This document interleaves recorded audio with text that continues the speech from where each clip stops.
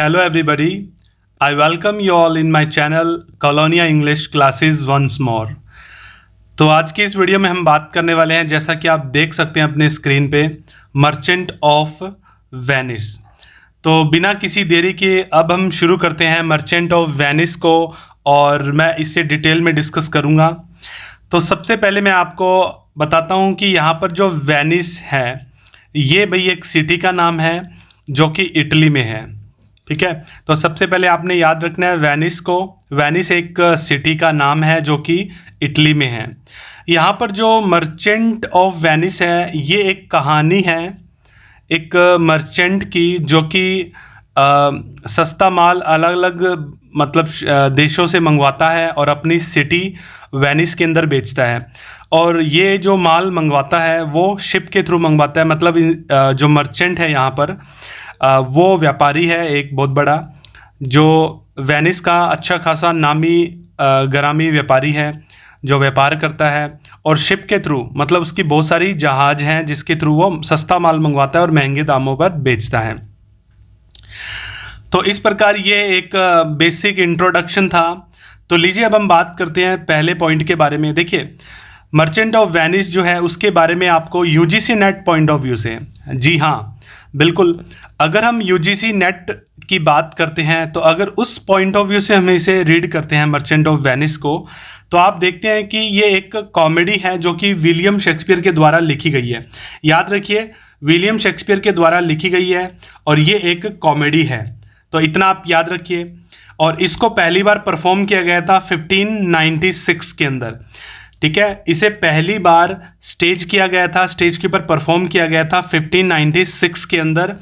और यहाँ पर आपको एक इंटरेस्टिंग बात बताता हूँ, अगर आप यूजीसी नेट की तैयारी कर रहे हैं तो उसके पॉइंट ऑफ व्यू से मैं आपको एक चीज़ बताता हूँ। देखिए, विलियम शेक्सपियर का जो रोमियो एंड जूलियट है, ये पब्लिश हुआ था 1595 के अंदर।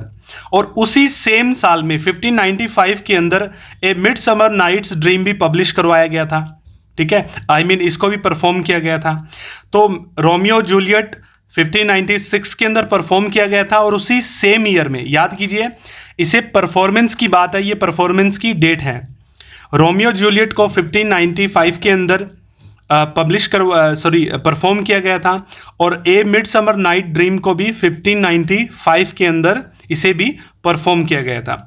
अब आपको याद रखना है सीक्वेंस, कि भाई इन दोनों प्लेज के परफॉर्मेंस के बाद 1595 के अंदर, उसके बाद 1596 के अंदर, ठीक है, मर्चेंट ऑफ वेनिस को परफॉर्म किया गया। तो ये एक इंटरेस्टिंग फैक्ट था, आपको पता होना चाहिए। अगर एग्जाम के अंदर ऐसे क्वेश्चंस बहुत सारे आते हैं कि इसे क्रॉनिकल ऑर्डर में लगाइए, तो वहां पर ये चीज़ें आपके लिए काफ़ी ज़्यादा इंपॉर्टेंट है, महत्वपूर्ण है। तो you should keep all this things in your mind, right. So now let us move the next point. देखिए, मर्चेंट ऑफ वेनिस के अंदर आपको याद रखना है अगले पॉइंट के बारे में। यहां पर एक मर्चेंट होता है, ठीक है, यहां पर एक मर्चेंट होता है जिसका नाम होता है, पहले तो मैं आपको मर्चेंट का नाम बताता हूं। ठीक है, जो मर्चेंट है यहां पर, वैसे तो यहां पर दो प्रकार के मर्चेंट होते हैं, दो मर्चेंट होते हैं। ठीक है, पहले देखिए, यहां पर जो पहला मर्चेंट है उसका नाम होता है एंटोनियो। तो पहला ये मर्चेंट है, ये हमारा प्रोटैगोनिस्ट भी बोल सकते हैं इसे। ठीक है, एंटोनियो जो होता है वो मर्चेंट ऑफ वेनिस के अंदर मर्चेंट होता है, काफ़ी फेमस नामी ग्रामी पर्सन होता है। और उसके अगेंस्ट में जो विलन है, ठीक है, जो विलन है वो उसका नाम है शाइलॉक। तो शाइलॉक को आप अच्छे से याद रखें, ये बड़ा इंपॉर्टेंट है, एग्जाम के अंदर ऐसे क्वेश्चंस बहुत बनते हैं। ठीक है, शाइलॉक जो होता है वो भी काफ़ी बड़ा वेल नोन जो मर्चेंट है, वो भी एक मर्चेंट है। और इसे हम एक साहूकार बोल सकते हैं, जो कि वेनिस के अंदर जो कोई भी गरीब आदमी या जिसको पैसों की ज़रूरत होती है, वो शाइलॉक के पास जाता है, और शाइलॉक जो होता है वो बड़ी ब्याज की एक बड़ी रकम वसूल करता है। तो ये कह सकते हैं कि जो शाइलॉक है वो एक बहुत बड़ा साहूकार है। और अगर एंटोनियो की बात करते हैं, एंटोनियो भी एक नामी ग्रामी वेल नोन जो व्यापारी है, मर्चेंट है वेनिस का। मगर अगर कोई इंसान एंटोनियो के पास आता है तो एंटोनियो जो होता है वो उससे बड़ी रकम जो होती है मतलब रेट ऑफ इंटरेस्ट जो होता है वो इतना नहीं लेता, मतलब रेट ऑफ इंटरेस्ट वो इंटरेस्ट लेता ही नहीं है। ठीक है, अगर किसी को पैसों की ज़रूरत होती है तो वो उसे वैसे ही दे देते हैं और वो बिना इंटरेस्ट के देता है। तो ये बात याद रखिए। अब पहली इसमें एक लिंक बनता है इन दोनों के बीच में कि शाइलॉक जो होता है वो पैसे देता है उधार पर, और एंटोनियो जो होता है वो भी एक बड़ा वेल नोन व्यापारी है, मर्चेंट है वेनिस का, ये पैसे देता है बिना इंटरेस्ट के। तो जिस कारण से शाइलॉक जो होता है वो सोचता है कि अगर ये लोगों को बिना पैसे मतलब इंटरेस्ट के अगर पैसे देगा तो मेरा व्यापार कैसे चलेगा। तो इस प्रकार शाइलॉक जो है वो एंटोनियो से काफ़ी ज़्यादा चिड़ा इरिटेट रहता है। तो एक पॉइंट आपने यहाँ पर याद रखना है। लीजिए आगे चलते हैं। देखिए यहाँ पर एक स्पीच है शाइलॉक की, इस स्पीच को याद कर लीजिए, एग्जाम में 101% पूछा जाएगा, स्पीच ऑफ शाइलॉक। तो ऐसे क्वेश्चंस जो कॉम्पिटिटिव एग्जाम्स होते हैं उसमें काफ़ी ज़्यादा पूछे जाते हैं। देखिए स्पीच ऑफ शाइलॉक क्या है। Hath not a Jew eyes, hath not a Jew's eyes. यहाँ पर जो जू है, ये शाइलॉक जो है इसकी कास्ट क्या होता है, इसका रिलीजन है जूविश, राइट। और जो एंटोनियो है ये क्रिश्चियन है एक, ठीक है, एंटोनियो एक क्रिश्चियन है, शाइलॉक एक जूविश है। तो इस बात को याद रखिए। यहां पर ये कोटेशन क्या बोलता है, hath not a Jew eyes, मतलब अगर जूविश के पास जो आंखें, मतलब क्या जूविश के पास आंखें नहीं होती। तो ये एक कोटेशन है। इस कोटेशन को मैं आपको आगे चलकर डिटेल में बताऊंगा। देखिए दोबारा मैं रिपीट करता हूं, hath not a Jew eyes, मतलब कि क्या जूविश के पास, जो जूज होते हैं उनके पास क्या आंखें नहीं होती। तो इस प्रकार ये एक कोटेशन है। आगे देखिए मर्चेंट ऑफ वेनिस के अंदर एक नोटेबल स्पीच है, एक और नोटेबल स्पीच है। अब वो नोटेबल स्पीच जो है वो किसकी है, याद रखिए।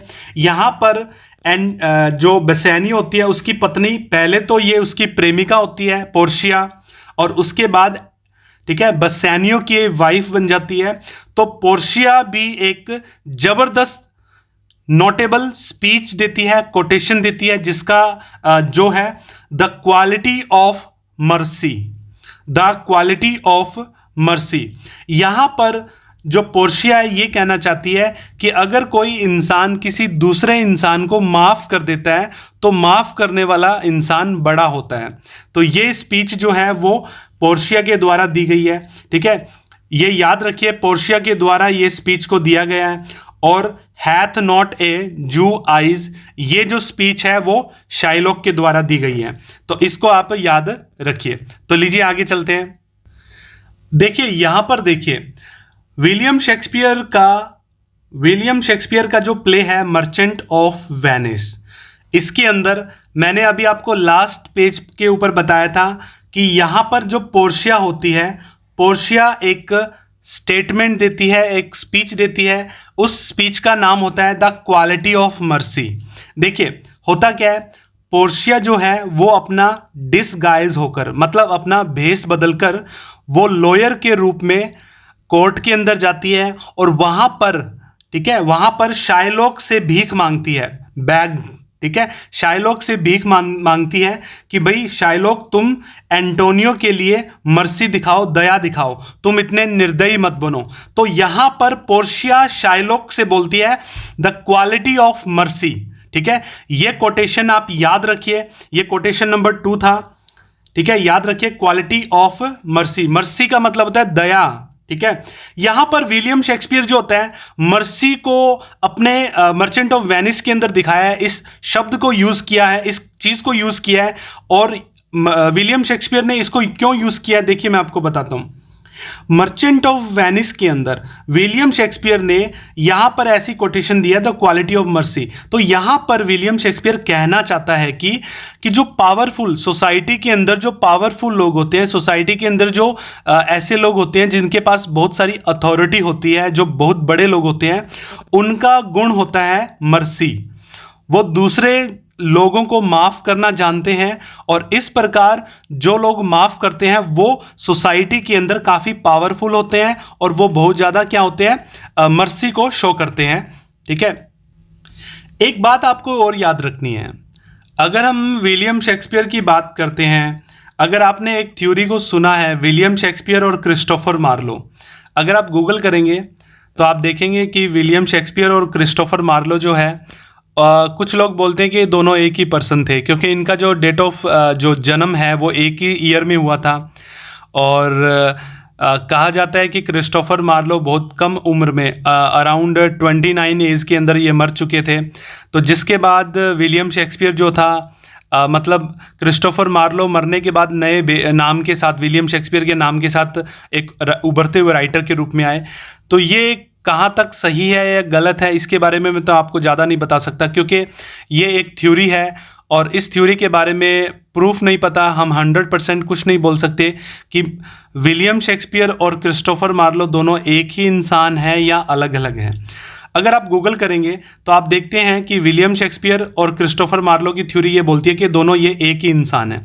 मगर क्वेश्चन ये उठता है कि जो स्कॉलर्स होते हैं, जो रिसर्च करते हैं विलियम शेक्सपियर के ऊपर या क्रिस्टोफर मार्लो के ऊपर, तो वो किस आधार पर बोलते हैं कि ये दोनों एक ही इंसान है। मैं आपको यहाँ पर एक पॉइंट बताता हूँ, और ये पॉइंट इंपॉर्टेंट क्यों है, क्योंकि अगर आप यूजीसी नेट को प्रिपेयर कर रहे हैं तो ऐसे क्वेश्चंस अक्सर आते हैं। ठीक है, ये जो लॉजिकल, जो रीजनिंग, जो चीज़ें हैं, ये आपको पता होनी चाहिए। देखिए, अगर हम बात करते हैं मर्चेंट ऑफ वेनिस की, मर्चेंट ऑफ वेनिस के अंदर विलियम शेक्सपियर ने टारगेट किया है जूज लोग होते हैं जो, ठीक है, जूविश जो लोग हैं उनको टारगेट किया है। और जू ऑफ माल्टा के अंदर, ठीक है, जू ऑफ माल्टा के अंदर क्रिस्टोफर मार्लो ने टारगेट किया है जूस को। तो यही रीजन था कि विलियम शेक्सपियर और क्रिस्टोफर मार्लो की जो थिंकिंग थी, जो थॉट थी, वो लगभग सेम थी। ठीक है, तो जिस कारण से जो स्कॉलर्स थे, मतलब ये ऐसा नहीं है कि एक ही एक कारण था, ऐसे बहुत सारे अलग अलग कारण थे। यहां पर इस वीडियो में मैं डिटेल में डिस्कस नहीं करूंगा, तो वो मैं कभी और दिन, किसी दिन और बनाएंगे उसके ऊपर भी वीडियो। मगर यहां पर सिर्फ आपको एक कारण बताता हूं, और वो कारण भी मैं इसलिए बता रहा हूं क्योंकि हम आज मर्चेंट ऑफ वेनिस को डिस्कस कर रहे हैं। ठीक है, तो मर्चेंट ऑफ वेनिस जो है वो विलियम शेक्सपियर के द्वारा लिखा गया था, और उसके अंदर उसने टारगेट किया है जूज लोगों को। ठीक है, इसी प्रकार जू ऑफ माल्टा जो है उसके अंदर भी क्रिस्टोफर मार्लो ने टारगेट किया है जूज लोगों को। तो इस प्रकार ये कहा जा सकता है कि ये दोनों जो हैं वो लगभग एक ही सोच के लोग थे, और क्या पता ये लोग एक थे या मतलब दो पर्सनैलिटी थे, इंडिविजुअल थे या अलग अलग थे। तो ये तो एक फैक्ट था। इसके बाद हम बात करते हैं, देखिए, अगर हम मर्चेंट ऑफ वेनिस की बात करें तो मर्चेंट ऑफ वेनिस के अंदर एक टेंशन चल रही है, एक प्रकार का कॉन्फ्लिक्ट, झगड़ा चल रहा है। झगड़ा किसके बीच में होता है? एक तो जूस जो लोग होते हैं और उनके बीच में, और क्रिश्चियन लोगों के बीच में। देखिए, क्रिश्चियन जो लोग हैं वो जूस को पसंद नहीं करते, और जूस जो हैं वो क्रिश्चियन लोगों को पसंद नहीं करते, और वो एक दूसरे के खून के प्यासे होते हैं कि किसी ना किसी प्रकार से वो एक दूसरे का बदला लें। ठीक है, ऑलमोस्ट ये कह सकते हैं कि जाति के आधार पर, धर्म के आधार पर एक दूसरे के साथ वो मतलब भेदभाव करते हैं। तो ये बड़ा फेमस था। तो यहाँ पर पूरे जो ये जो ड्रामा है मर्चेंट ऑफ वेनिस का, ये आधारित है एक टेंशन के ऊपर, एक कॉन्फ्लिक्ट के ऊपर। ठीक है, एक कॉन्फ्लिक्ट है किसके बीच में? जूस के बीच में और क्रिश्चियन लोगों के बीच में। तो इस बात को भी आप अच्छे से याद रखिए, क्योंकि ये पॉइंट भी एग्जाम में पूछा जा सकता है। दीजिए आगे चलते हैं। मर्चेंट ऑफ वेनिस, अगर इसे आप डिटेल में डिस्कस करना चाहते हैं तो इसके जो कैरेक्टर्स हैं उन्हें आप अच्छे से समझें, उनका एक कैरेक्टर का दूसरे कैरेक्टर के साथ क्या रिलेशन है, और वो किस प्रकार एक दूसरे के कॉन्फ्लिक्ट में, झगड़े में पड़ते हैं। तो ये सारी बातें मैं आपको इस मतलब जो ये वीडियो है इसके अंदर मैं आपको बतलाने वाला हूँ। मगर उससे पहले, उस समरी को डिस्कस करने से पहले आपको कैरेक्टर्स को समझना बड़ा ज़रूरी है। अगर आपको कैरेक्टर समझ में आ जाते हैं तो कहानी भी ऑलमोस्ट समझ में आ जाती है। और कहानी समरी अगर आपके माइंड में क्लियर है, आपको पता है कि मर्चेंट ऑफ वेनिस की समरी क्या है, तो ऑलमोस्ट आप यूजीसी नेट के अंदर किसी भी प्रकार के क्वेश्चंस आते हैं तो आप इजीली उसका आंसर दे सकते हैं। तो लीजिए बात करते हैं, अब हम चलते हैं इटली के अंदर। ठीक है, हम पहुंचे इटली के अंदर, और इटली के अंदर एक सिटी है, उस सिटी का नाम है वेनिस। ठीक है, इटली के अंदर एक सिटी है जिसका नाम है वेनिस। अब इस सिटी के जो ड्यूक हैं, ठीक है, यहां पर एक ड्यूक होते हैं, ये भी याद रखिए, वेनिस के एक ड्यूक होते हैं, ठीक है। तो एक तो ये कैरेक्टर हो गया, नंबर 1 कैरेक्टर। अब हम बात करते हैं एंटोनियो की। यहां पर एक बहुत बड़ा व्यापारी है, मर्चेंट है, जिसका नाम है एंटोनियो, ठीक है, कैरेक्टर नंबर 2। एंटोनियो का जिगरी दोस्त, ठीक है, एक दूसरे के लिए मरने वाले, एक दूसरे के लिए मिटने वाले दोस्त हैं, जो एक दूसरे को काफी रिस्पेक्ट करते हैं और एक दूसरे के लिए कुछ भी करने को तैयार होते हैं। तो दूसरा कैरेक्टर यहां पर, सॉरी, तीसरा कैरेक्टर है बेसेनियो। तो ये बात आप याद रखिए, पहला कैरेक्टर है ड्यूक, जो कि वेनिस सिटी का ड्यूक है। फिर आता है एंटोनियो, जो कि एक व्यापारी है, जिसके बहुत सारे शिप्स हैं, जहाज हैं। और उसके बाद आता है बेसेनियो। बेसेनियो जो होता है वो एंटोनियो का जिगरी दोस्त है। तो देखिए बेसेनियो, जी हाँ, बेसेनियो की जो होने वाली वाइफ है पोर्शिया, ठीक है, क्या होता है कि बेसेनियो जो होता है वो पोर्शिया से पहले तो प्यार करता है और बाद में उसकी जो शादी है उसके स्वयंवर को अटेंड करता है, और उसके स्वयंवर को अटेंड करने के बाद उसका जो स्वयंवर होता है उसको जीत कर उससे शादी कर लेते हैं।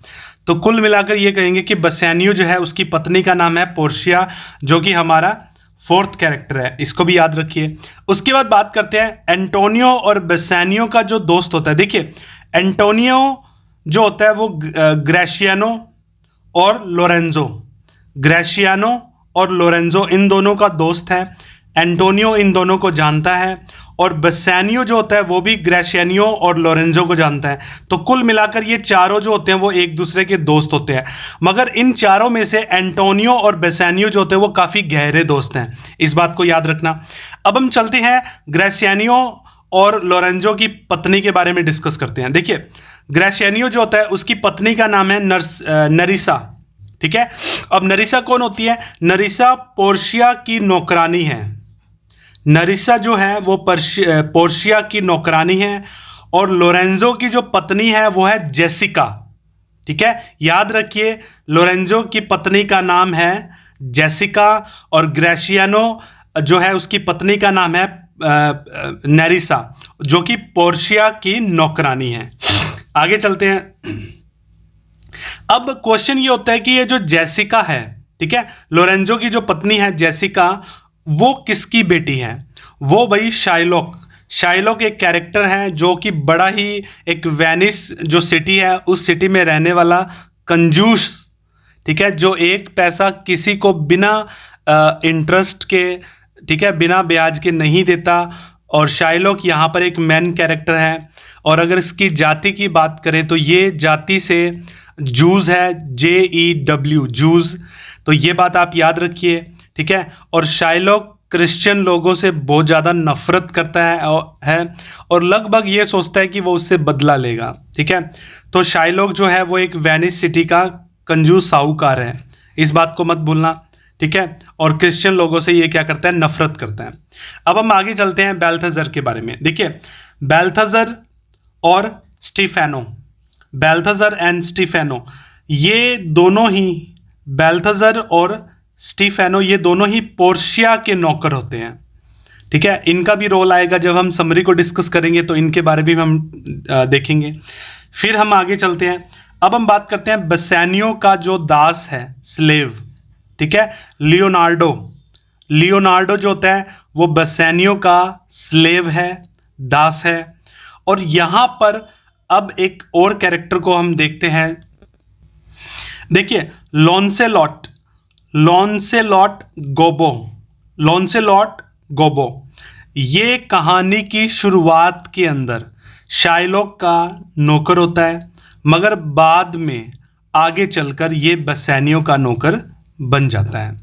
देखिए अब बात करते हैं समरी के बारे में और डिटेल में डिस्कस करेंगे। And I will do my best कि आपको अच्छे से समरी क्लियर हो जाए, समझ में आ जाए। देखिए समरी जब प्लॉट शुरू होता है तो सबसे पहले हम क्या देखते हैं, जो बेसेनियो होता है, ठीक है, बेसेनियो जो है वो पोर्शिया से शादी करना चाहता है। और पोर्शिया जो होती है वो महारानी होती है, मतलब वो एक प्रिंसेस होती है, कहाँ की? बेलमोंट की। तो ये बेलमोंट को याद रखिए, यहां पर भी क्वेश्चन बन सकता है कि इनमें से कौन सा कैरेक्टर है जो बेलमोंट से बिलोंग करता है। यूजीसी नेट में ये पूछा जा सकता है।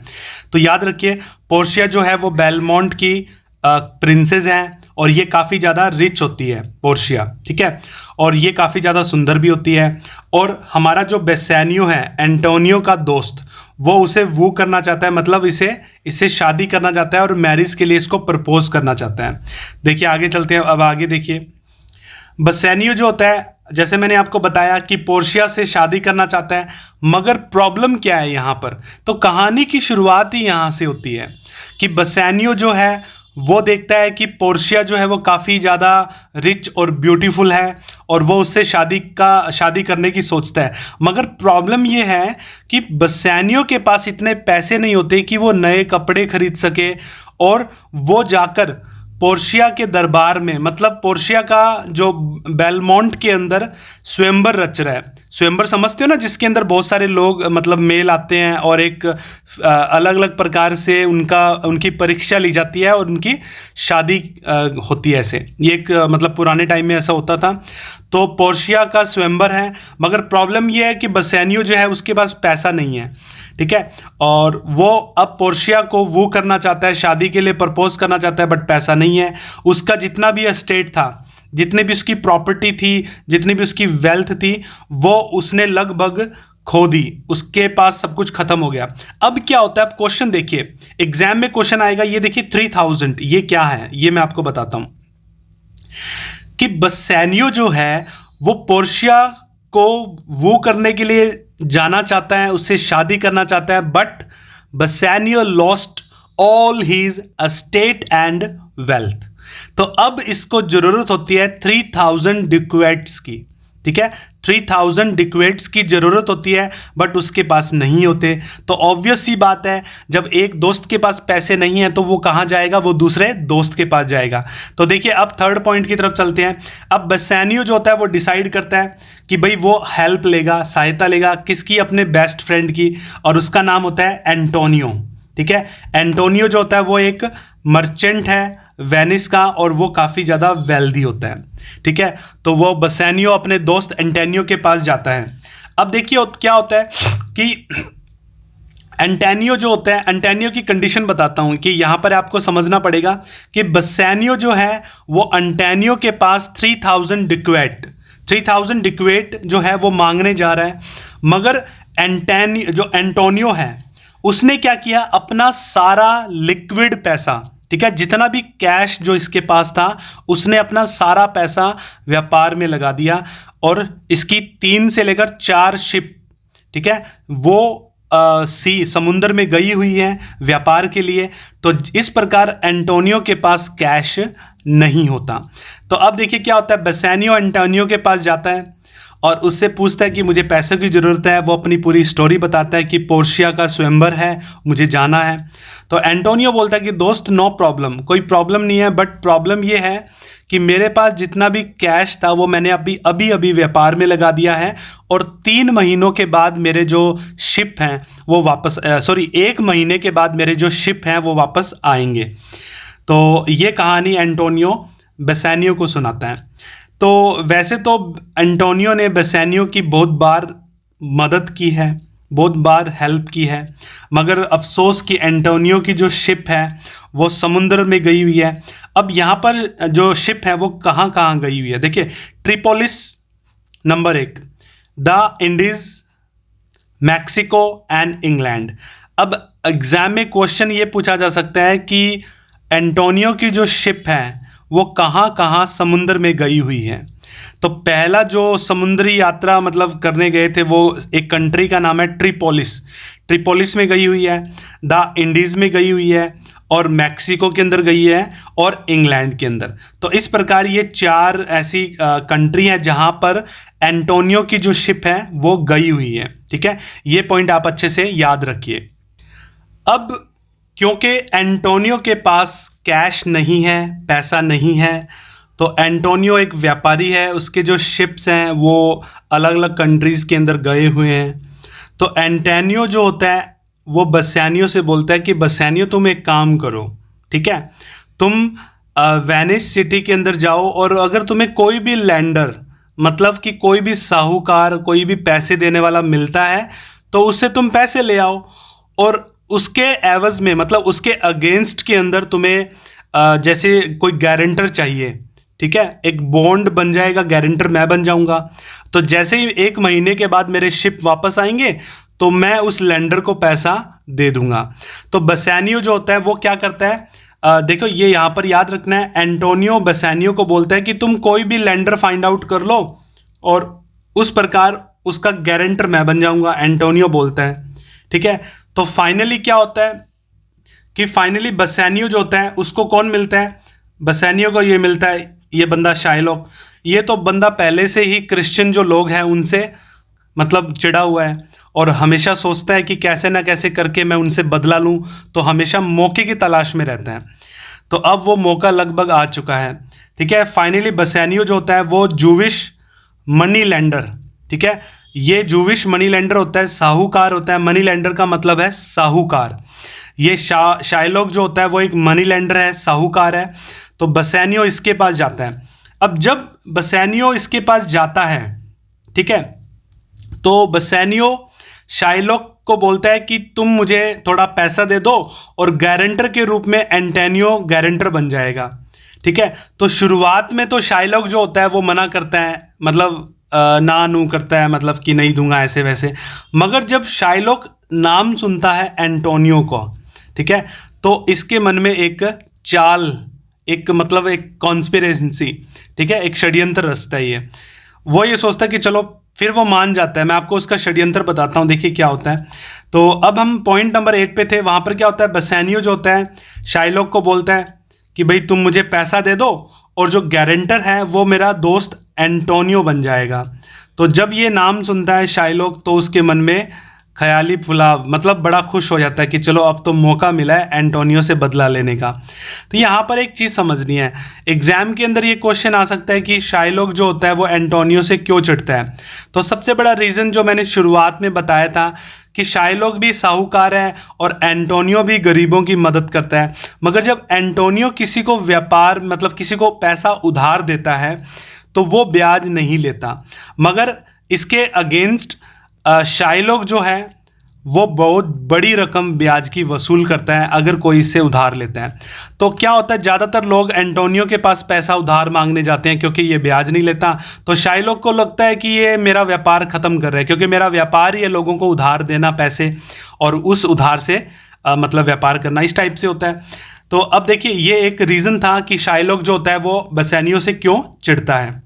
आगे देखिए, एंटोनियो जो था वो पहले से ही शाइलॉक से चिढ़ा, मतलब एंटोनियो जो है, ठीक है, वो भी शाइलॉक जो है एंटोनियो से काफ़ी ज़्यादा चिढ़ा होता है, ठीक है। एक बार की बात है, वो मैं बात बताता हूँ। एंटोनियो शाइलॉक को एक बात बोलता है, वो ये कहता है कि देखो अक्सर क्या होता है, मैंने आपको बताया था जो क्रिश्चियन लोग हैं वो जूविश लोगों को पसंद नहीं करते और जो जूविश लोग हैं वो अक्सर क्रिश्चियन लोगों से बदला लेने की सोचते हैं। तो ये कहानी चलती आ रही थी। एंटोनियो क्रिश्चियन था और शाइलॉक एक जूविश है।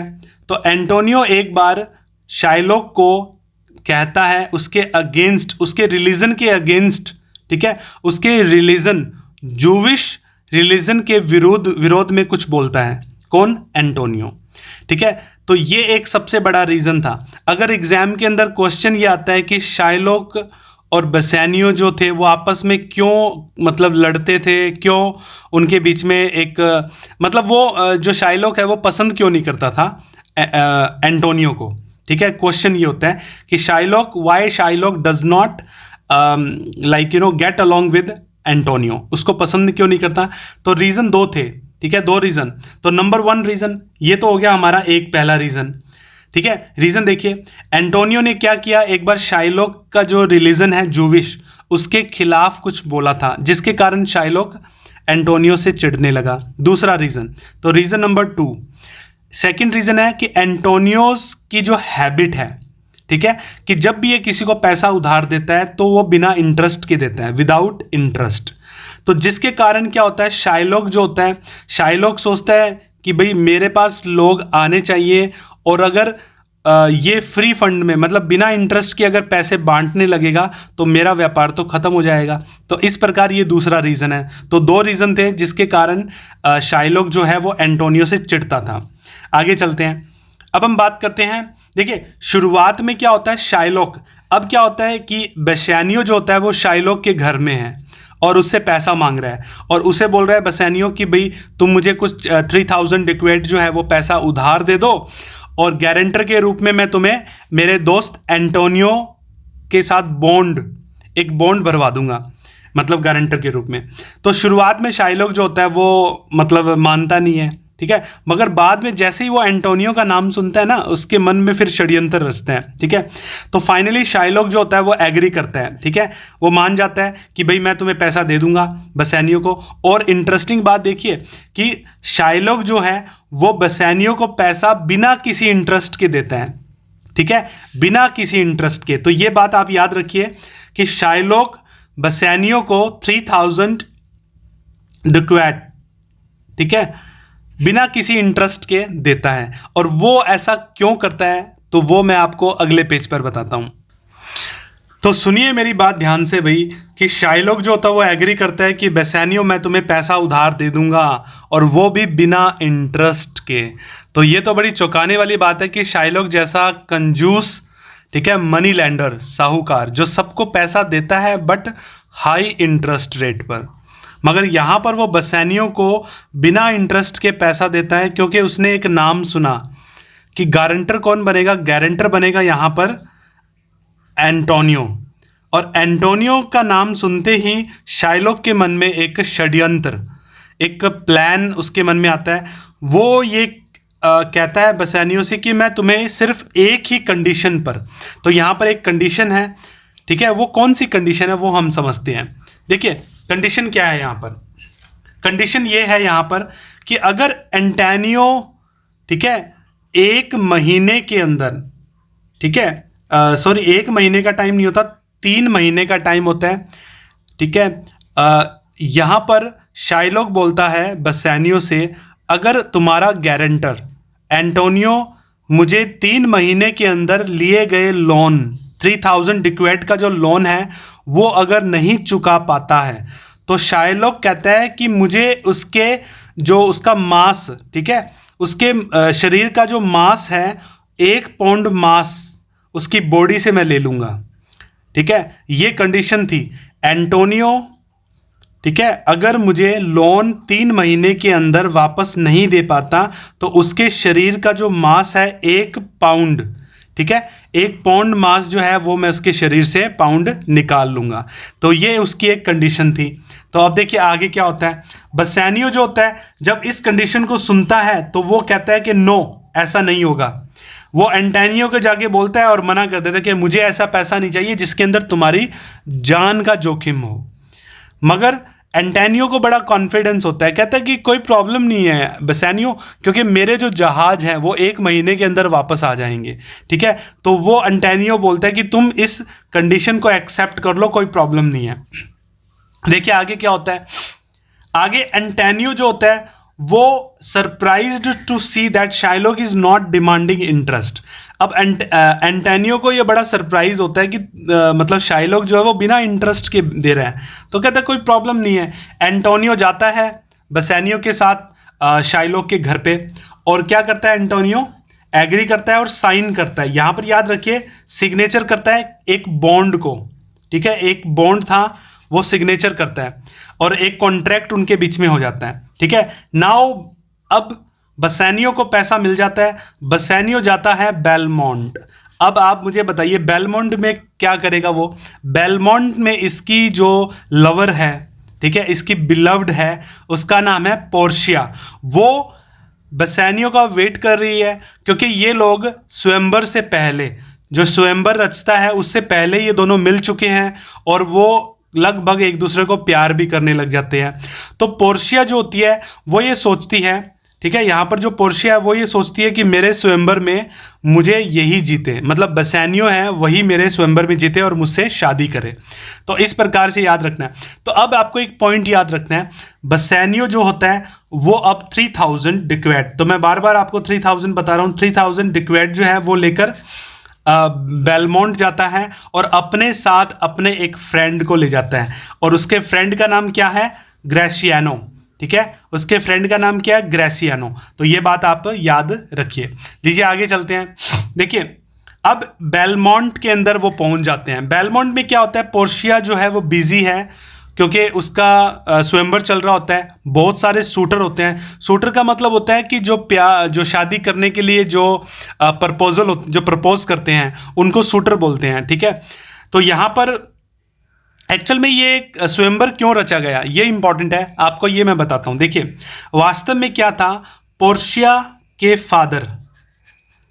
फादर ने, ठीक है, उनकी एक विल थी, विल मतलब इच्छा, ठीक है, विल का मतलब है इच्छा। उनकी एक इच्छा थी कि पोर्शिया का स्वयंवर हो। और देखो इस विल को, इस इच्छा को हम डिटेल में डिस्कस करते हैं अगले पेज पर। देखिए पोर्शिया के फादर की जो विल थी, विल मतलब इच्छा, उसके फादर की जो इच्छा क्या थी, वो पोर्शिया के फादर क्या कहते हैं, Whosoever picks the right casket, casket एक प्रकार का, जैसे आप मार्केट से, जैसे सपोज कीजिए आप सुनार की दुकान पे, ठीक है, गोल्ड स्मिथ के पास गए और वहाँ पर आपने कोई ज्वेलरी खरीदी, जैसे आपने कोई रिंग खरीदा, रिंग किसके अंदर आएगा, एक कास्केट बना होता है ना, छोटी सी डब्बी होती है जिसके अंदर रिंग होती है, कुछ चीज़ें होती हैं। तो उसी प्रकार से इसी कास्केट का मतलब होता है एक छोटी सी डिबिया। ठीक है, तो जो पोर्शिया के फादर क्या चाहते थे कि जो कोई भी, ठीक है, इन 3 डिब्बियों में से जो सही डिब्बी को चुनेगा और जीतेगा वही पोर्शिया का हैंड, उसका हाथ मिलेगा, मतलब उसकी पोर्शिया से शादी होगी। अब मैं आपको ये 3 जो डिब्बियां हैं इनको डिटेल में बताता हूं कि इनका रोल क्या है और ये क्या क्या है। ठीक है, याद रखिए पोर्शिया के फादर की जो विल है वो एग्जाम में पूछी जा सकती है।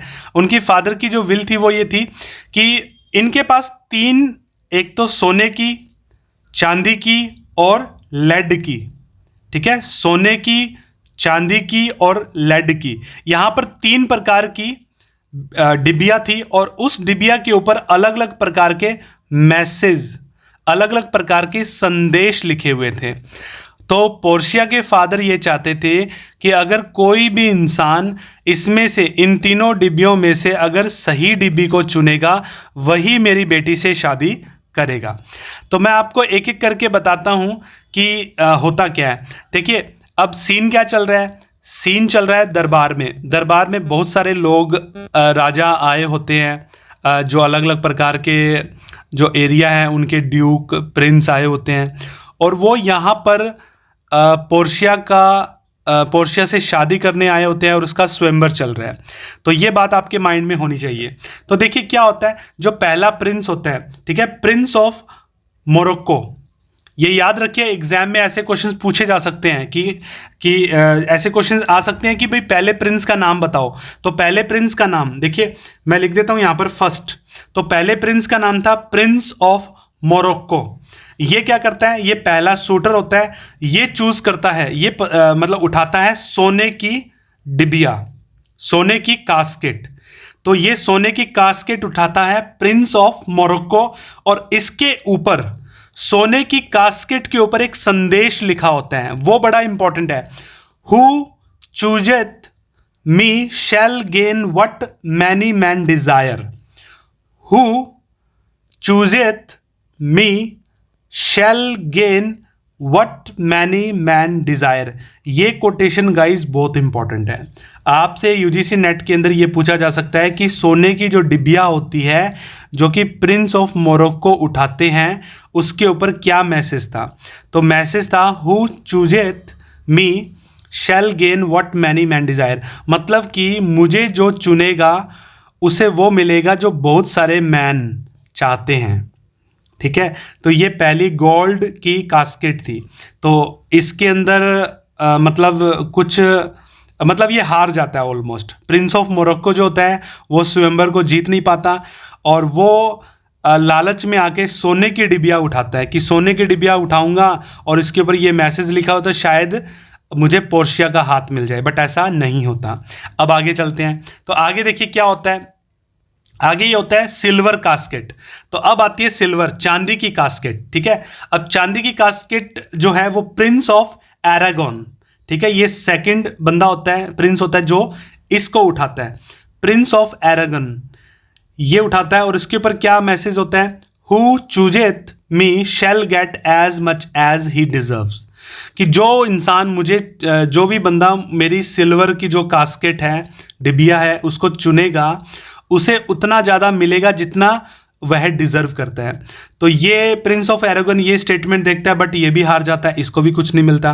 फिर बात करते हैं हमारे जो लीडर, जो हीरो है, उनका नाम है बसैनियो, ठीक है। बसैनियो को याद रखिए।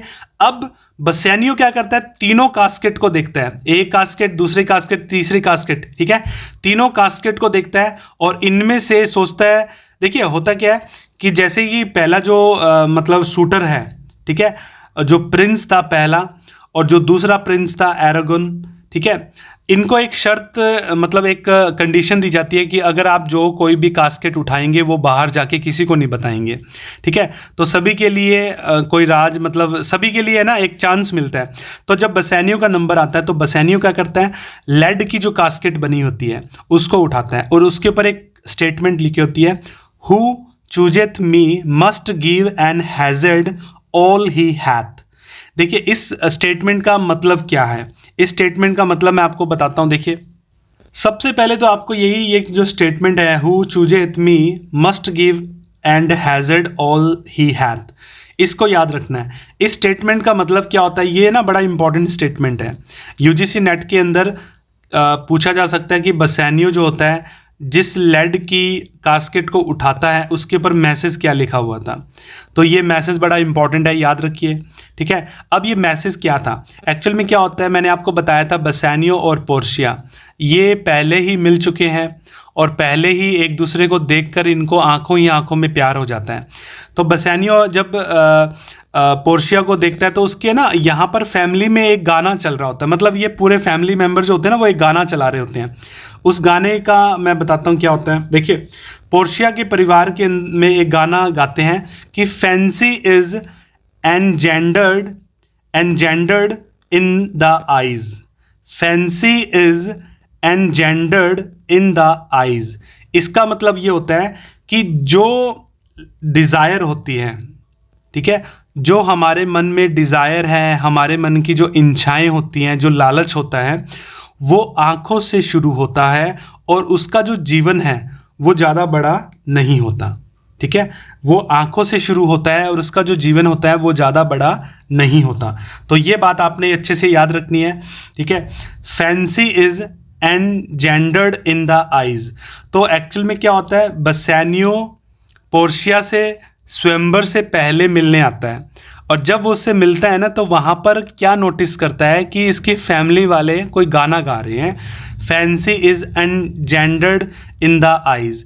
तो ये गाना सुनने के बाद बसैनियो के मन में एक आइडिया लग जाता है। जब उसके सामने 3 कास्केट होती है, ठीक है, सोने की, चांदी की और लेड की बनी हुई, तो जब ये कास्केट चूज़ करता है तो उससे पहले उसके मन में एक जो गाना सुना होता है उसने, तो उसके मन में ना कहीं एक आइडिया होता है कि मुझे सही कास्केट चुनना है। तो उसे एक चीज़ समझ में आ जाती है कि अगर वो सोना और चांदी को चूज़ करेगा, ठीक है, मतलब लालच करेगा, तो वह लालच ज़्यादा समय तक नहीं चल पाएगा, ठीक है। तो इसी प्रकार वो लेड की बनी हुई जो डिबिया है, जो कास्केट है, उसको जीत लेता है और इस प्रकार वो पोर्शिया का हाथ उसके साथ स्वयंवर रचता है और उससे उसकी शादी हो जाती है। तो भाई ये तो कहानी थी बेलमोंट की, जहाँ पर पोर्शिया का स्वयंवर मतलब शादी को रचाया जा रहा था और बसैनियो ने अल्टीमेटली अंत में उससे जीत लिया और लेड की बनी हुई डिबिया कास्केट जो है उसने चूज़ किया और इस प्रकार उसने उसका दिल जीत लिया और वो शादी कर लेते हैं। अब हम वापस आते हैं एट वेनिस। जब हम वेनिस पहुंचते हैं तो हम क्या देखते हैं कि एंटोनियो जो है उसकी सारी की सारी शिप्स डूब चुकी हैं, सॉरी डूब नहीं चुकी, खो चुकी हैं। मतलब हमें ये नहीं पता, एंटोनियो को ये नहीं पता कि वो कब आएंगी। ठीक है, तो ऑलमोस्ट सारी की सारी जो शिप्स थी वो लॉस्ट हो गई। ठीक है, इस प्रकार एंटोनियो जो है वो अपना जो लोन है, ठीक है, जो बसेनियो लेकर गया था और उसके गारंटर जो थे वो थे हमारे एंटोनियो। अब गिवन डेट में, दिए गए डेट के अंदर ये लौटाने में नाकामयाब होते हैं और इस प्रकार जो षड्यंत्र, जो प्लान, ठीक है, शाइलॉक ने रचा था वो उस प्लान के अंदर सक्सेसफुल हो गया।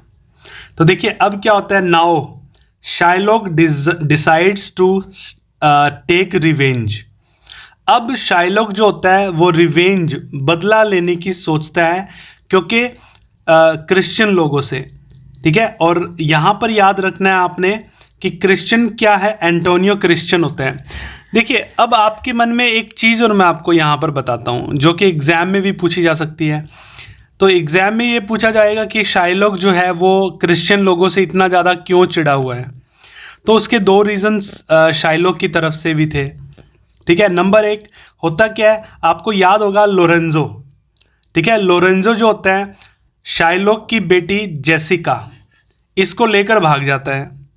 ठीक है, मैं रिपीट करता हूं, शाइलॉक की बेटी जेसिका लोरेंजो के प्यार में होती है और लोरेंजो जो होता है वो क्रिश्चियन होता है और जेसिका शाइलॉक की बेटी है, तो ये भी जूविश हुई। तो जूस होने के कारण ये क्या करता है, ये दोनों भाग जाते हैं और दोनों शादी कर लेते हैं और बाद में लोरेंजो जेसिका का धर्म चेंज करके इसको भी क्रिश्चियन बना देता है। तो जब ये खबर शाइलॉक के पास पहुंचती है तो वो भड़क जाता है, कहते हैं how dare you to change my daughter's religion, कि तुम्हारी हिम्मत कैसे हुई मेरी बेटी का रिलीजन चेंज करने की। ठीक है, तो सबसे बड़ा शाइलॉक के मन में एक रिवेंज की भावना होती है, किसके लिए, क्रिश्चियनिटी के लिए। ठीक है, कि इन क्रिश्चियन लोगों ने तो मेरा सारा कबाड़ा कर दिया। तो इस प्रकार से ये एक चिढ़ा हुआ इंसान होता है। आगे देखते हैं हम लोग, देखिए आगे लोरेंजो कन्वर्ट करते थे जैसी को, जो मैंने आपको बताया था। अब क्या होता है, साथ के साथ दूसरा रीजन नंबर 1, एक तो ये रीजन था, ठीक है, शाइलॉक जो था वो क्रिश्चियन लोगों से क्यों चिढ़ा हुआ है इतना ज़्यादा। रीज़न नंबर 1 कि लोरेंजो जो होता है वो जेसिका से शादी कर लेता है, भगा कर ले जाता है और उसका धर्म बदल कर उसको क्रिश्चियन बना देता है। दूसरा रीज़न, ठीक है, जेसिका जब लोरेंजो के साथ भागती है तो भाई शाइलॉक के पास जो अमाउंट होता है, कैश होता है, वो भी अपने साथ लेकर भाग जाती है। ठीक है, और साथ की साथ एक शाइलॉक की वाइफ की दी हुई, ठीक है, शाइलॉक की पत्नी की मरी हुई पत्नी, लेट वाइफ, याद रखिए शाइलॉक की वाइफ जिंदा नहीं है, ये मरी हुई है। तो शाइलॉक की वाइफ की एक दी हुई एक अंगूठी थी शाइलॉक के पास, तो इसकी बेटी जेसिका वो भी साथ में ले जाती है। ठीक है, एक रिंग भी ले जाती है। तो ये दूसरा रीजन नंबर 2। ठीक है, आगे देखिए अब क्या होता है, अल्टीमेटली तो शाइलॉक भड़का होता है। तो शाइलॉक क्या करता है, एंटोनियो के पास जाता है कि भाई मेरे पैसे दे। एंटोनियो कहता है पैसे तो नहीं है भाई, तो कहता है चल फिर कोर्ट चलते हैं। ठीक है, वेनिस के जो ड्यूक है उनके दरबार में चलते हैं और वहीं पे जाके फैसला करते हैं। ठीक है, अब देखिए अब बेलमोंट चलते हैं। बेलमोंट में क्या होता है, बसेनियो जो होता है उसको एक लेटर मिलता है। ठीक है, एक लेटर मिलता है और वो लेटर एंटोनियो लिखता है कि भाई बात सुन तू, क्योंकि बसेनियो जैसा कि 3 महीने का जो डेडलाइन था, ठीक है, जो तारीख दी हुई थी पैसों को वापस करने का, लोन को वापस करने का, वो मैं नाकामयाब हुआ क्योंकि मेरी जो शिप्स हैं वो खो चुकी हैं समुंदर में। तो अब भाई मेरे पास कोई चारा नहीं है और शाइलॉक ने मुझे कोर्ट में ले आया। तो एंटोनियो जो होता है वो बसेनियो को एक लेटर लिखता है। उस लेटर में ये सारी बात बताता है कि भाई मरने से पहले, बसेनियो बोलता है मरने से पहले मैं तुझसे एक बार मिलना चाहता हूँ, एंटोनियो बोलता है बसेनियो को। ठीक है, अब ये जो लेटर मिलता है बसेनियो को, तो बसेनियो अपनी दोस्ती को याद करता है और बहुत ज़्यादा टेंशन में आ जाता है। ठीक है, तो अब क्या होता है, अब ये लोग, ठीक है, वापस लौटने का सोचते हैं और एंटोनियो की जान बचाने का सोचते हैं। तो ये हम अभी डिस्कस करते हैं। एक बात समझनी है यहाँ पर, देखिए यहाँ पर दो शादियाँ होती हैं। एक तो बसेनियो की शादी होती है पोर्शिया के साथ, ठीक है। अब यहाँ पर नरिसा जो है वो पोर्शिया की नौकरानी है, सर्वेंट है, ठीक है, लेडी इन वेटिंग। तो ग्रेशियानो जो कि बसेनियो के साथ उसका दोस्त था, वो उसके साथ स्वयंवर में गया था। तो भाई वहाँ पर इसने भी जो नरिसा है उसको भी पटा लेता है, मतलब सॉरी मेरा मतलब उससे भी मतलब राजी कर लेता है, और उसके बाद उससे भी शादी हो जाती है उसकी। तो यहाँ पर कुल मिलाकर शादी नंबर 1 और मैरिज नंबर 2 दो शादियाँ होती हैं। तो आगे देखते हैं। अब आगे हम ये देखते हैं कि बसेनियो किस सिचुएशन में एंटोनियो को बचाने आएगा। अब देखिए क्या होता है, बसेनियो पे चलते हैं। अब हम बात करते हैं बेलमोंट की। वहाँ पर बसेनियो को मिलता है एक लेटर। बसेनियो है टेंशन में, और बसेनियो के पास पैसा तो होता नहीं, ये आपको पता है, ठीक है। तो अब क्या करता है बसेनियो, अपनी वाइफ पोर्शिया को बोलता है कि भाई पोर्शिया सुन, दहेज में जो पैसे मिलते हैं, ठीक है, ज़्यादा नहीं, मुझे थोड़े से पैसे दे दे, क्योंकि मुझे अपने दोस्त जो एंटोनियो है, ठीक है, उसको बचाने जाना है, ठीक है, क्योंकि वो पैसे नहीं दे पाया, मतलब वो सारी स्टोरी बताता है कुल मिलाकर, ठीक है। तो पोर्शिया क्या करती है, पोर्शिया उसको पैसे देती है अपने पति बसेनियो को, और रवाना हो जाते हैं दोनों। कौन? ग्रेशियानो और बसेनियो दोनों रवाना हो जाते हैं एंटोनियो का जीवन बचाने के लिए, उसकी लाइफ बचाने के लिए, और ताकि वो एंटोनियो का जीवन बचाने के लिए शाइलॉक से लिए गए लोन के पैसे वो वापस कर दें। तो अब देखिए कोर्ट में चलते हैं। तो कोर्ट में देखिए बड़ा मजेदार कोर्ट है। यहां पर कोर्ट में क्या बात चल रही है उसके बारे में हम बात करते हैं। देखिए ये कोर्ट है वेनिस का, जो ड्यूक होता है उसका कोर्ट है। उस दरबार में देखिए क्या होता है, बसेनियो पहुंच जाता है एंटोनियो को बचाने, और बसेनियो जो होता है वो बोलता है कि भाई बात सुन शाइलॉक तुम मेरी बात सुनो, तुमसे मैंने उधार लिए थे 3000 डिक्वेट, ठीक है, तू डबल ले ले भाई, और मेरे दोस्त एंटोनियो की जान बचा दे, ठीक है। अब ये बात बसेनियो बोलता है शाइलॉक को। तो शाइलॉक क्या बोलता है, शाइलॉक कहता है, मना कर देता है कि ना भाई ना, अब तो लोन की जो डेडलाइन थी, ठीक है, वो तो खत्म हो चुकी है, और मैं अब पैसे नहीं लूंगा दोगुने। मैं तो भाई एंटोनियो के शरीर का 1 पाउंड, ठीक है, 1 पाउंड ही लूंगा, उसके शरीर का 1 पाउंड लूंगा, पैसे नहीं लूंगा। ये बात शाइलॉक बोलता है दरबार में, ठीक है। तो अब देखिए आगे क्या होता है, Duke of Venice wants to save Antonio. जो ड्यूक होते हैं वेनिस के, हालांकि वो एंटोनियो को बचाना चाहते हैं, क्योंकि एंटोनियो एक अच्छा इंसान होता है, मगर अनेबल, बचा नहीं सकते। क्यों? क्योंकि इन दोनों ने, एंटोनियो ने और शाइलॉक के बीच में एक बॉन्ड हुआ था, ठीक है, और बॉन्ड के कारण जो ड्यूक होता है वो बचा नहीं सकता, उनको तो फैसला करना पड़ेगा, जो न्याय है वो देना पड़ेगा। तो देखिए अब क्या होता है, उस दरबार के अंदर, कोर्ट के अंदर एक यंग मेल, याद रखिए, एक यंग मेल लॉयर, एक वकील एंट्री करता है कोर्ट के अंदर, जिसका नाम होता है बेल्थाजर। क्या नाम होता है? बेल्थाजर। याद रखिए उसका नाम होता है बेल्थाजर। अब बेल्थाजर का इंट्रोडक्शन देता हूं, ये बेल्थाजर कौन होती है। एक्चुअल में ये जो बेल्थाजर है ये भाई पोर्शिया होती है, ठीक है।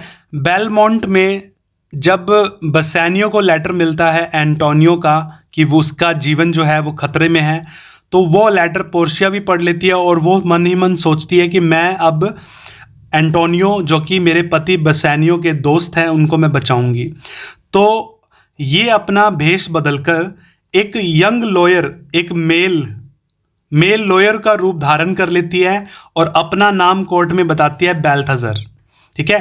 अब याद रखिए, अगर जब मैं बेल्थाजर की बात करूंगा तो उसका मतलब होगा पोर्शिया, ठीक है।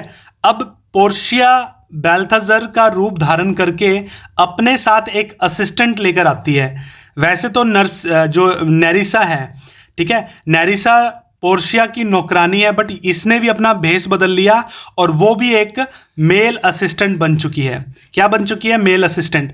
और उसने भी अपने आप को डिसगाइज कर लिया। डिसगाइज मतलब अपने आप को रूप बदल लिया। अब देखिए आगे चलते हैं, और अगर यहाँ पर आपको वो सीन याद दिलवाता हूँ। अगर आपको ध्यान होगा कि मैंने आपको एक कोटेशन करवाई थी जहाँ पर मैंने आपको बताया था कि पोर्शिया एक स्पीच बोलती है, द क्वालिटी ऑफ मर्सी।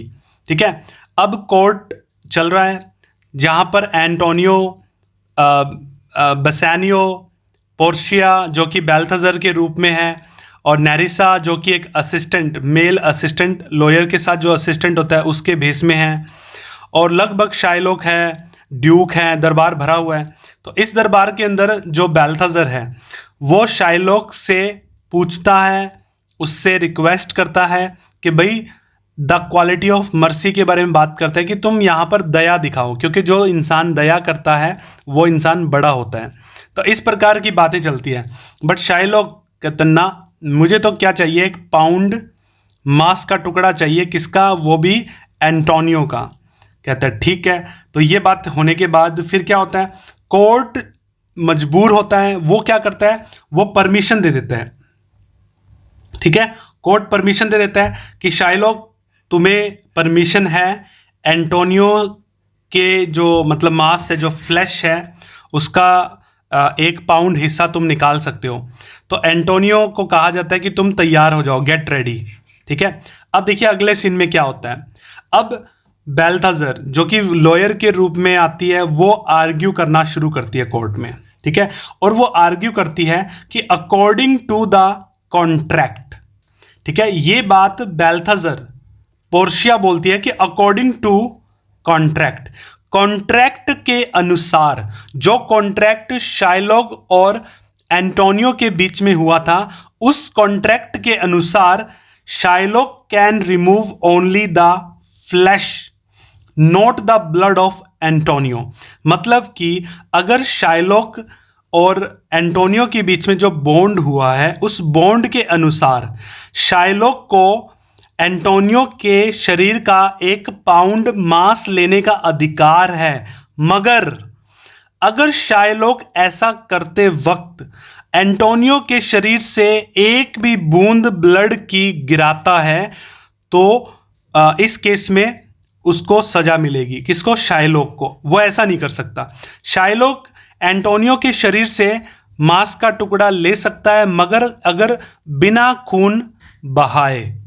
ठीक है, इस प्रकार Shylock were to shed any drop of Antonio's blood, अगर ऐसा होता है कि शाइलोक एक भी बूंद एंटोनियो के खून की गिराता है, ठीक है, हीज लैंड्स, ध्यान दीजिए किसकी? हीज, शाइलोक की जितनी भी लैंड है, जितनी भी प्रॉपर्टी है, जितना भी उसके गुड्स हैं, ठीक है, वो फोर्फिटेड हो जाएगा। मतलब कि वो वेनेटियन लॉज में चला जाएगा, मतलब अकॉर्डिंग टू वेनेटियन लॉज, जो वेनिस जो सिटी है उसके लॉ, उसके कानून के अनुसार वो जब्त हो जाएगा। ठीक है, अगर मैं दोबारा रिपीट करता हूं, अगर शाइलोक एंटोनियो के शरीर से एक भी बूंद जमीन पर गिराता है, तो शाइलोक की सारी प्रॉपर्टी और गुड्स और वेल्थ वो फॉरफिटेड हो जाएगी, मतलब कि वो जब्त हो जाएगी। ठीक है, तो ये बात, ये जो आर्ग्यूमेंट होता है ये बेल्थाजर करता है। तो बेल्थाजर पोर्शिया जो होती है वो शाइलोक को बोलती है कि you have to cut accurately 1 pound of flesh, no more no less. तो ये भी बड़ी इंपॉर्टेंट बात है। यहां पर शाइलोक को पोर्शिया बोलती है कि तुम्हें एंटोनियो के शरीर का एग्जैक्टली सही एक्यूरेट फ्लैश, मांस का टुकड़ा निकालना, ना ज्यादा ना कम। ठीक है, ये पॉइंट, ये भी आर्ग्यूमेंट होता है। यहां पर देखिए पोर्शिया मतलब कि बेल्थाजर आर्ग्यूमेंट पे आर्ग्यूमेंट कर रही है और एंटोनियो को बचाने के लिए। अब तो भाई शाइलोक जो है वो पूरी तरह से फंस चुका है। शुरुआत में शाइलोक को डबल अमाउंट, मतलब कि 6000 डिक्वेट ऑफर किया गया था जो बसानियो के द्वारा, जो एंटोनियो का फ्रेंड है, मगर शाइलोक ने मना कर दिया और बोला कि नहीं, मुझे तो मांस का टुकड़ा चाहिए। अब बेल्थाजर पोर्शिया के द्वारा आर्ग्यूमेंट किए जाने पर अब शाइलोक मान जाता है, कहता है ठीक है, अगर ऐसी बात है तो मुझे तुम जो फ्लैश, जो मांस का टुकड़ा है वो नहीं चाहिए, मुझे तो अब मेरा जो अमाउंट है वो दे दीजिए। अब बेल्थाजर क्या करती है, अब देखिए बेल्थाजर फिर दोबारा आर्ग्यूमेंट करती है। वो बोलती है कि ना, ठीक है, कोर्ट में क्या बोलती है कि Shylock has already refused amount of money, कि शाइलॉक ने शुरुआत के अंदर अमाउंट ऑफ मनी को रिफ्यूज कर दिया, ठीक है, शुरुआत में, तो अब उसे अमाउंट ऑफ मनी तो नहीं मिलेगा, ठीक है। Balthazar argues again and tells to the court that, Balthazar जो होता है वो आर्ग्यूमेंट करता है कोर्ट में और बताता है कोर्ट को कि कानून के अनुसार, ठीक है, शाइलॉक जो है वो एक जू है, ठीक है, एक एन एलियन, एलियन मतलब प्रवासी, दूसरे धर्म का है, क्रिश्चियन नहीं है, ठीक है। और उसने क्या किया है, attempted to take the life of a citizen, उसने षड्यंत्र के दौरान एक सिटीजन, ठीक है, जिसका नाम है एंटोनियो, उसकी लाइफ, उसके जीवन को लेने की कोशिश की है, उसके शरीर को काटने की कोशिश की है। तो शाइलॉक्स की जो प्रॉपर्टी है उसको डिवाइड कर दिया जाएगा दो हिस्सों में, ठीक है, एक हिस्सा जाएगा गवर्नमेंट के पास और दूसरा हिस्सा जाएगा एंटोनियो के पास, ठीक है, एक हिस्सा जाएगा गवर्नमेंट के पास और एक हिस्सा जाएगा एंटोनियो के पास। तो ये आर्ग्यूमेंट करती है बेल्थाजर, तो कोर्ट भी इस बात को मान लेता है कि हाँ भाई ठीक है, क्योंकि शाइलॉक जो है उसने पहले तो जो अमाउंट था वो लेने से मना कर दिया और उसके बाद एक सिटीजन को मारने की कोशिश की है, तो एक कानून के अनुसार। मगर अल्टीमेटली क्या होता है कि जो बेल्थाजर है, पोर्शिया जो है वो आर्ग्यूमेंट करती है कोर्ट में, और शाइलॉक जो है वो एक जूविश है जो कोशिश करता है एक क्रिश्चियन सिटीजन को, उसके जीवन को खतरे में डालने का कोशिश करता है। तो इस प्रकार बेल्थाजर जो होती है वो शाइलॉक को एक प्रकार का अपराधी ठहरा देती है कोर्ट में, ठीक है, और कोर्ट से ये मतलब अनुमति मांगती है कि इसकी जो प्रॉपर्टी है उसको दो भागों में डिवाइड कर दिया जाएगा, एक तो गवर्नमेंट जो वेनिस जो सिटी है उसकी गवर्नमेंट को मिल जाएगा और एक एंटोनियो को मिल जाएगा, ठीक है। मगर अब जो ड्यूक होता है, ठीक है, ड्यूक क्या करता है, ड्यूक माफ कर देता है, ठीक है, ड्यूक और एंटोनियो ये दोनों ही क्या करते हैं, ये शाइलॉक को माफ कर देते हैं, कहते हैं चलो छोड़ो कोई बात नहीं, ठीक है। मगर यहाँ पर एंटोनियो जो होता है वो कोर्ट को एक बात बोलता है, ठीक है, कहता है कि शाइलॉक को कन्वर्ट किया जाए, परिवर्तित किया जाए क्रिश्चियनिटी के अंदर, ठीक है, शाइलॉक को क्रिश्चियनिटी के अंदर बदला जाए और उसकी एंटायर जो प्रॉपर्टी है वो उसकी डॉटर जेसिका और उसके जवाई, उसका जो मतलब सन इन लॉ है लोरेंजो को मिल जाए उसके मरने के बाद, ठीक है। तो ये एंटोनियो जो होता है कोर्ट में बोलता है कि उसकी सारी की सारी जो प्रॉपर्टी है वो जेसिका और लोरेंजो को मिल जाए। तो इस प्रकार कोर्ट के अंदर जो आर्ग्यूमेंट चल रहे थे वो लगभग खत्म हो चुके हैं और जो अपराधी था उसको लगभग सज़ा मिल चुकी है, मगर शाइलॉक को माफ़ कर दिया जाता है। बसेनियो जो होता है वो अपनी वाइफ पोर्शिया जो कि बेल्थाजर के भेष में है उसको नहीं पहचान पाता, ठीक है। और यहाँ पर एक इंटरेस्टिंग बात बताता हूँ कि बसेनियो जो होता है वो अपने दोस्त की जान बचाने के कारण, ठीक है, बसेनियो देखो एक्चुअल में मैं बताता हूँ कि बसेनियो जो है वो अपनी एक रिंग, अपनी एक अंगूठी जो होती है वो बेल्थाजर को दे देता है, ठीक है। और ये जो रिंग होती है, अंगूठी जो होती है, ये बसेनियो को पोर्शिया ने दी थी, ठीक है। और पोर्शिया ने ये भी कहा था कि तुम ये अंगूठी किसी को नहीं दोगे, ये मेरे प्यार की निशानी है। तो बेसेनियो बोलता है ठीक है, ये ना तो मैं इसको सेल करूंगा और ना ही मैं इसे किसी को दूंगा। बट बेसेनियो जो है खुश होकर, क्योंकि बेल्थाजर ने उसके दोस्त की एंटोनियो की जान बचाई है, इसलिए उसने खुश होकर अपने हाथ की अंगूठी निकालकर बेल्थाजर को दे देता है। पोर्शिया जो होती है पहले तो वो रिफ्यूज़ करती है, मगर बाद में मजबूर किए जाने पर वो क्या करती है, उस रिंग को रख लेती है, ठीक है। और साथ की साथ वो एंटोनियो के जो ग्लव्स होते हैं, दस्ताने जो होते हैं वो भी मांगती है। तो दो चीज़ें होती है, एक तो रिंग लेती है और साथ में ग्लव्स लेती है, ठीक है। अब हम बात करते हैं बेलमोंट की। बेलमोंट में चलते हैं एक बार, कहानी ऑलमोस्ट खत्म है। पोर्शिया और नेरिसा, ठीक है, वो मजाक में टोंट करती हैं, किसको, बेसेनियो को टोंट मारती है और प्रिटेंड करती है। प्रिटेंड का मतलब होता है बहाना बनाना, ठीक है, बहाना बनाना, मतलब कि वो बहाना बनाती है कि जैसे उसको कुछ पता ही नहीं है, और इस प्रकार वो अक्यूज करती है अपने पति, ठीक है, किसको, जो बेसैनियो होती है, बेसैनियो, उसको पोर्शिया अक्यूज करती है झूठे झूठे, मतलब झूठ में अक्यूज करती है कि वो मेरी रिंग कहाँ है। तो ये बताने से पहले कि हम लॉयर और क्लर्क थे, तो ये सब बताने से पहले फिर लास्ट में ये सारी बातें ओपन हो जाती है।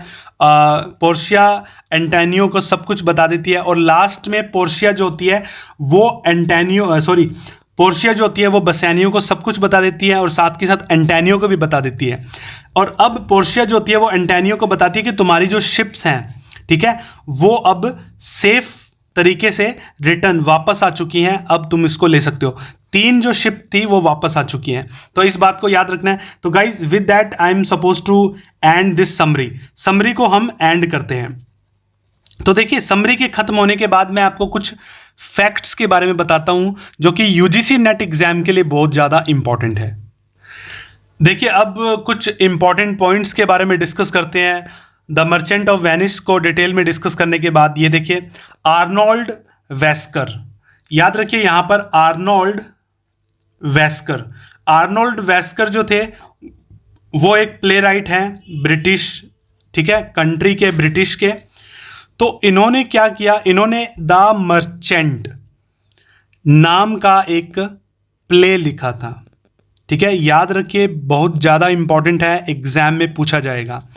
आर्नोल्ड वेस्कर ने क्या किया, एक मर्चेंट नाम का एक प्ले लिखा था, ठीक है, 1976 के अंदर, और इस प्ले के अंदर शाइलॉक के पॉइंट ऑफ व्यू से इसको लिखा गया था।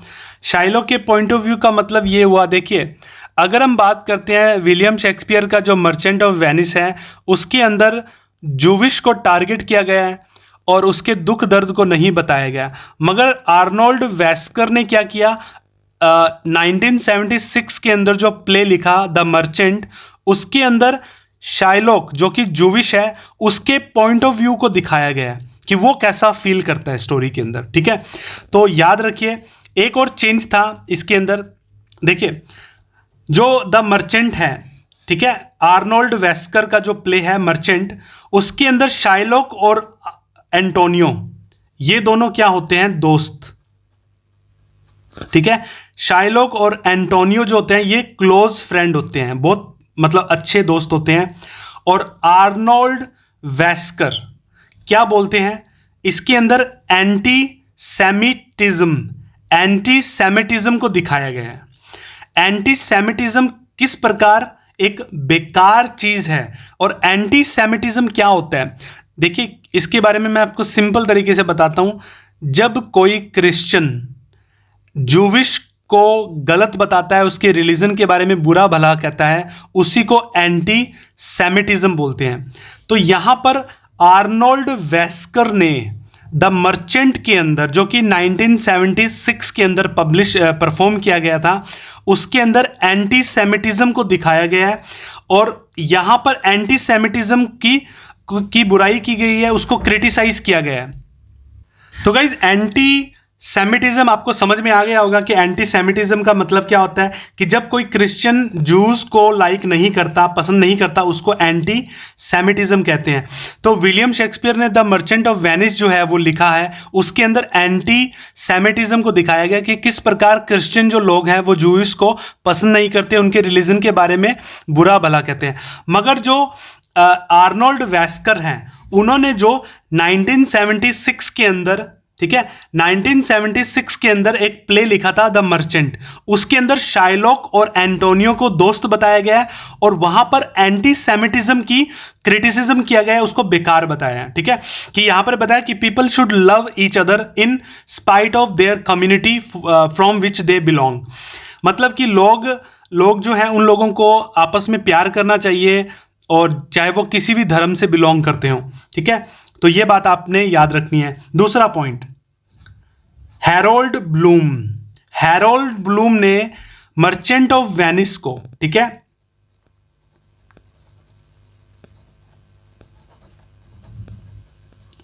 मर्चेंट ऑफ वेनिस को एक ग्रेट कॉमेडी बताया है। याद रखिए, मर्चेंट ऑफ वेनिस को उसने ग्रेट कॉमेडी बताया है, इस बात को भी याद रखिए। आगे चलते हैं। देखिए कुछ चीज़ें मैं रिपीट कर देता हूँ। आपने जब कहानी समरी के अंदर मैंने आपको 3 कास्केट बताए थे कि भाई जब बसेनियो एक स्वयंवर में जाता है और वो स्वयंवर पोर्शिया का होता है, उसके अंदर पोर्शिया के फादर की विल थी, इच्छा थी कि भाई कोई एक ऐसा इंसान जो सही कास्केट चुनेगा वही मेरी बेटी से शादी करेगा। तो याद रखिए यहाँ पर 3 प्रकार के कास्केट हैं, उसके बारे में मैं बताता हूँ आपको। एक तो होता है गोल्डन कास्केट जो कि प्रिंस ऑफ मोरक्को चूज करता है, इसको याद रखिए। और उसके ऊपर क्या स्टेटमेंट लिखी होती है, उसके ऊपर मैसेज क्या लिखा होता है, who chooseth me shall gain what many men desire. जो मुझे चूज करता है उसे सब कुछ मिलता है, जो गोल्ड और मनी, ठीक है, सोना चांदी जो भी उसको मिलेगा जो मुझे चूज करेगा। तो इस प्रकार ये पहला प्रिंस था। दूसरा सिल्वर कास्केट, प्रिंस ऑफ एरागन। तो यहाँ पर एक सिल्वर कास्केट थी जो प्रिंस ऑफ जो एरागन वो चूज करता है। तो who chooseth me shall get as much as he deserve. जो मुझे चूज करेगा उसको सब कुछ मिलेगा जितना वो डिजर्व करता है। फिर आता है लेड का कास्केट, वो बसेनियो चूज करता है। और बसेनियो जो होता है उसको पता होता है कि भाई मतलब सिंपल सी बात है कि उसको पता होता है कि भाई मुझे ना लालच में नहीं पड़ना, ठीक है, इसीलिए वो लेड का बना हुआ कास्केट को चूज करता है। और इस प्रकार ये ऊपर वाले जो प्रिंस ऑफ एरागन और प्रिंस ऑफ मोरक्को है वो दोनों फेल हो जाते हैं। इन दोनों के फेल होने के बाद, ठीक है, बसेनियो जो जीत के शादी कर लेता है। तो ये बात थी। देखिए आगे, यहाँ पर एक इंपॉर्टेंट पॉइंट को याद रखना है, ए मूर क्या होता है, ठीक है। एक मूर जो होता है वो एक ब्लैक कलर का मतलब काला इंसान होता है, उसको मूर बोलते हैं। मैंने पहले भी आपको बहुत बार बताया है। देखिए आपको पता है स्वयंवर चला था, तो स्वयंवर में बहुत सारे लोग राजा महाराजा आते हैं लड़की के साथ शादी करने, और वो चाहते हैं कि किसी ना किसी प्रकार से जो स्वयंवर है वो जीत लें। तो यहाँ पर एक मूर भी आता है, और वो मूर जो होता है वो 5th नंबर पे आता है। वो क्या करता है, वो गोल्डन कास्केट को चूज करता है। और उस गोल्डन कास्केट को चूज करने के बाद क्या होता है, उसके अंदर क्या निकलता है, एक तो स्कल और एक मॉकिंग मैसेज होता है, ठीक है, एक स्कल निकलती है। तो ये भी बात याद रखिए, एक स्कल निकलता है, एक मॉकिंग मैसेज होता है। तो ये बात आपने याद रखनी है। अब आगे चलते हैं। एंटोनियो, ठीक है, एंटोनियो जो होता है वो 3 महीने के लिए मनी का यूज करता है, ठीक है, याद रखिए 3 मंथ्स के लिए वो यूज करता है। देखिए to seal their engagement, actual में क्या होता है, पोर्शिया और बसेनियो की एंगेजमेंट हो जाती है। और पोर्शिया एंगेजमेंट के मतलब उसके उस ओकेजन के ऊपर, ठीक है, वो बसेनियो को एक रिंग देती है, और ये बोलती है कि तुम ये जो रिंग है इसको ना तो तुम कभी बेचोगे और ना ही तुम इसको किसी को दोगे। मगर क्या होता है, बसेनियो जो होता है वो बेल्थाजर, जो कि पोर्शिया अपना रूप बदलकर कोर्ट में लॉयर के रूप में आती है, बसेनियो जो होता है वो एंटोनियो को बचाने के एवज में दे देता है। तो यहां पर ये बात याद रखनी है। पोर्शिया ड्रेस करती है मतलब एज ए डिसगाइज करती है लॉयर के रूप में, और नरिसा जो होती है डिसगाइज करती है असिस्टेंट जो क्लर्क होता है उसके रूप में। तो ये बात भी याद रखिए, ठीक है। अब मैं आपको कुछ लास्ट पॉइंट बताता हूं, उसके बाद हम अपनी वीडियो को खत्म करते हैं। देखिए मर्चेंट ऑफ वेनिस जो है वो विलियम शेक्सपियर का बहुत ज्यादा इंपॉर्टेंट वर्क है, ठीक है। इसके अंदर जूविश और क्रिश्चियन लोगों के बीच में कॉन्फ्लिक्ट को बताया गया है। और आर्नोल्ड वेस्कर, याद रखिए आर्नोल्ड वेस्कर ने 1976 के अंदर द मर्चेंट नाम से एक प्ले लिखा था, और उस प्ले के अंदर शाइलॉक और एंटोनियो को दोस्त बताया है, और शाइलॉक पॉइंट ऑफ व्यू से लिखा है, जिसके अंदर एंटी सेमिटिज्म जो है उसकी बुराई की है, उसकी आलोचना की है। तो गाइज ये वीडियो कैसा लगा ये कमेंट करके जरूर बताना। और with that I am suppose to end my lecture. तो इस प्रॉमिस के साथ मैं ये जो लेक्चर है मेरा इसको खत्म करता हूं कि that I will be back with the new video with new enthusiasm. So till then bye bye, thank you.